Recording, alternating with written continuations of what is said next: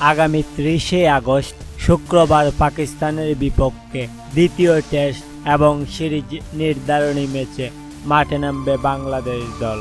আর এই দুই দলের মধ্যে কোন দল জিতবে এবার তারই ভবিষ্যৎবাণী করল জ্যোতিষী বিড়াল।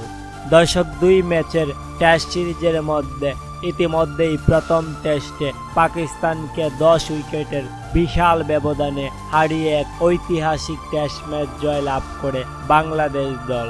টাইগার বোলার এবং ব্যাটারদের সামনে রীতিমতো অসহায় আত্মসমর্পণ করেছেন পাকিস্তান দল।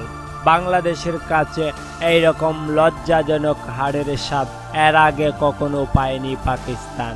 আর পাকিস্তানকে হারিয়ে প্রথম টেস্ট ম্যাচ জয়লাভ করে পুরোপুরি মেজাজে রয়েছেন টাইগাররা। অপরদিকে পাকিস্তান প্রথম ম্যাচ লজ্জাজনকভাবে হেরে সিরিজের শেষ ম্যাচ নিজেদের করে নিতে মরিয়া হয়ে উঠেছে। তবে দর্শক, এদিকে ম্যাচের আগেই পাকিস্তান নাকি বাংলাদেশ দ্বিতীয় টেস্ট ম্যাচে কে জিততে চলেছে তারই ভবিষ্যৎবাণী করেছে জ্যোতিষী বিড়াল।